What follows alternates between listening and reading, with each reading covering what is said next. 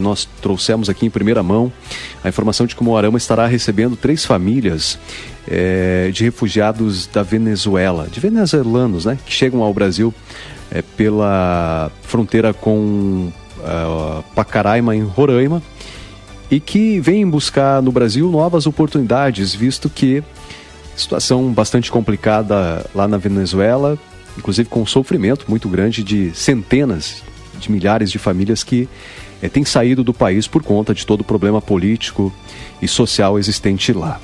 E para a gente ampliar um pouquinho mais esse assunto, eu converso nesse momento com o responsável pelo programa de interiorização das famílias venezuelanas que chegam aqui ao Brasil por Roraima, o Carlos Wizard, que é inclusive uma das pessoas fundadoras da Escola de Idiomas no Brasil, Wizard. Ô Carlos, seja bem-vindo, prazer conversar contigo. Infelizmente é uma situação bastante triste dessas famílias aí, né? Você é responsável, inclusive um dos responsáveis pelo programa de terrorização.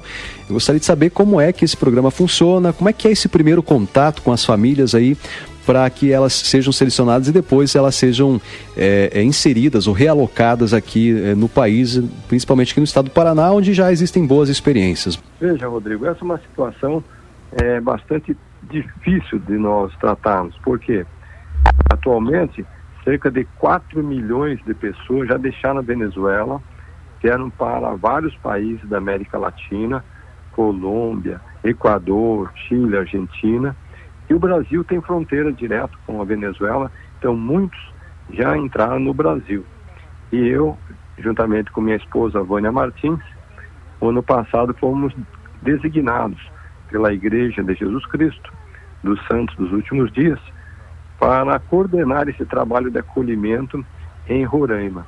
Então, nesse período que nós estamos na fronteira, em Boa Vista, nós já chegamos a acolher mais de 3 mil pessoas dentro do nosso programa.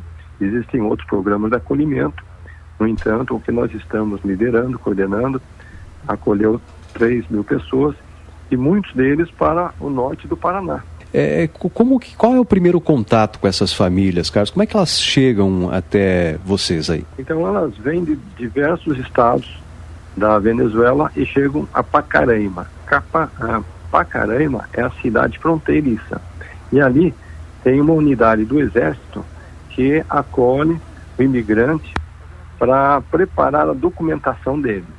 Então, o Brasil, diferente de outros países, é um país acolhedor, de modo tal que o imigrante ele chega, ele recebe o CPF como um novo morador residente no país, ele recebe um documento de estrangeiro, ele recebe uma carteira de saúde para poder ter acesso ao tratamento da rede do SUS, e o mais importante, ele recebe a carteira de trabalho. Então, depois da família, e também ele é vacinado. Esse é um outro item importante. São várias vacinas que ele recebe na chegada. Depois de ele estar, então, vacinado e documentado, nós fazemos a localização de cidades no Brasil, desde o Rio Grande do Sul, Santa Catarina, Paraná, São Paulo, vários estados, aonde existe oportunidade de trabalho. A comunidade da igreja se reúne e faz uma campanha local, com a cidade em geral, podendo envolver os órgãos públicos e a sociedade civil, no sentido de preparar uma casinha modesta, uma casinha com aluguel baixo, econômico, e a população doa, então, mesas, cadeiras, um colchão, uma cama, artigos domésticos em geral. Quando a casa está pronta, é feita também uma campanha de arrecadação de roupas, porque geralmente o venezuelano chega somente com a roupa do corpo, às vezes é um pai, uma mãe, 3, 4 criancinhas, eles trazem uma mochila nas costas. E por fim é feita uma arrecadação de alimentos. Então, quando essa composição está pronta, nós colocamos a família num voo que pode ser da Latam, da Gol ou da Azul. Nós firmamos um acordo em Brasília com essas companhias e eles cedem gratuitamente alguns lugares no avião a cada dia para transportar gratuitamente esse refugiado. O problema social que se instalou na fronteira com o Brasil ele é muito grande, né? porque a cidade de Pacaraima é uma cidade, pelo que você me contava, que é uma cidade que não tem indústrias, né? Qual que é a realidade atual hoje lá? É muita gente às ruas? O que você que tem vivido, o senhor que tem vivido essa experiência aí em loco tem observado? Então, o que acontece é que o estado de Roraima é um dos estados mais pobres do país.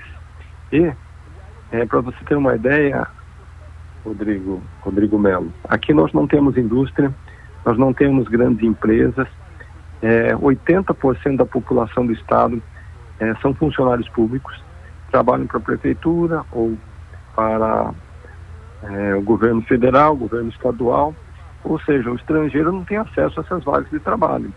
Então é comum você estar aqui na cidade, que está na região, e você vê em torno da rodoviária, em torno desses locais de acesso, muitas pessoas que acabaram de chegar. O que o Exército tem feito? O Exército, com outras agências, como a Acnur, a OIM, que são agências que cuidam do imigrante, eles começaram a fazer abrigos na cidade. Fez 1, fez 2, fez 3. Hoje existem 13 abrigos aqui em Roraima de abrigamento. Então tem cerca de 7, 8 mil pessoas, mas eles estão em condições assim básicas de subsistência, ou seja, estão numa barraca. Eles ficam naquela barraca, abrigados, na esperança de poder sair aqui de Roraima e ir para um outro estado, para uma outra cidade do Brasil, onde ele possa trabalhar. Porque o que as pessoas estão buscando, na verdade, Rodrigo, eles querem uma oportunidade de trabalho, de recomeço de vida. Lamentavelmente, hoje eles saem do seu país de origem sem condição de trabalho, sem comida, sem remédio. As crianças chegam aqui desnutridas, alguns já com uma certa enfermidade que precisa de atenção. Então é realmente uma situação lamentável ver a forma que eles chegam aqui em Roraima. Eu li algumas coisas e alguns relatos, inclusive, de crianças que faleceram, né? Porque além da questão da fome, existe todo um outro problema, né, que envolve tudo isso. O senhor que está aí e aí vê isso muito presente, né, inclusive com essas ações todas, no sentido de pelo menos resgatar essas pessoas e depois poder dar um pouco de dignidade para elas. A situação é tão complicada assim, de crianças morrerem porque não têm o que comer, ou isso de fato tem acontecido? São duas situações. Hoje, na Venezuela tem gente morrendo de fome, gente morrendo por falta de remédio e falta de atendimento. Aqueles que conseguem chegar até o Brasil, eles têm o alimento, eles têm o atendimento médico, eles têm o remédio que eles precisam. Acontece que algumas vezes eles já chegam num estado muito debilitado. Então eu com minha esposa, que estamos aqui já há 8 meses, acompanhamos desde criancinhas perdendo a vida, idosos também perdendo a vida, por já chegarem numa condição muito deteriorada. Então é uma situação extremamente lamentável, triste, e não houve muito a ser feito. O Hospital Geral de Roraima, para você ter uma ideia, se você entrar hoje no hospital, ele está lotado, porque além de atender a população local, atende a população do imigrante. A maternidade de Boa Vista, hoje ela tem mais mães venezuelanas que estão dando à luz do que mães brasileiras. Então é por isso que eu defendo o ponto de vista da interiorização, ou seja, a solução desse fluxo migratório não está aqui em Roraima, ela está compartilhada com os outros estados, com os outros municípios do país. E o nosso trabalho, então, consiste em transportar essas pessoas para essas outras localidades. E por isso, Rodrigo, faço um apelo à população de Umuarama, à população do noroeste, do norte do Paraná, sul do Mato Grosso, todos que têm condição de oferecer uma vaga de trabalho, fazer um acolhimento de uma família, ter condição de contribuir, que entre em contato com a nossa central de atendimento. Eu vou passar aqui o número, porque a contribuição, pequena que seja, significa muito para aquele que não tem nada. O número da central é código de área 19 e o telefone é 999 55 90 50. Eu vou repetir, essa é uma central de atendimento para toda pessoa que tiver uma contribuição, uma vaga de emprego, condição de acolher uma família, pode entrar em contato via WhatsApp. Não é telefone, mas mandar uma mensagem. Código de área 19 999 55 90 50. Roraima, como o senhor mesmo diz, é um dos estados mais pobres do Brasil, e eu não tenho dúvida que deve ser muito triste, né? Você ter tantas pessoas precisando e não dar conta disso, porque a saúde pública não dá conta, não tem recursos, a comunidade não dá conta de doar e atender, porque também não tem condições, né? Então, é realmente uma situação lamentável, uma ação e uma iniciativa extremamente positiva, humana, por parte da igreja, e que precisa ser ampliada, inclusive com as comunidades, né? Com os municípios abraçando. Para encerrar, eu só gostaria de saber, o senhor que tem visto toda essa situação, é um ser humano, né? Alguém como o senhor que está sofrendo, que está, e por isso até o seu bom coração e a sua ação de ajudar. Mas como é que isso tem mexido com o senhor? O que nesses 8 meses isso lhe trouxe de experiência como pessoa, como ser humano? Certamente é uma experiência totalmente nova, uma experiência sem qualquer fim, seja ele pessoal, comercial, político, qualquer interesse, você se desprender desse mundo material que a gente está inserido e a gente se doar para aquele que não tem nada. Eu com a minha esposa praticamente consideramos que esse trabalho só é possível, Rodrigo, graças a muitas mãos. Nós pertencemos à Igreja de Jesus Cristo, dos Santos dos Últimos Dias, mas aqui não tem bandeira.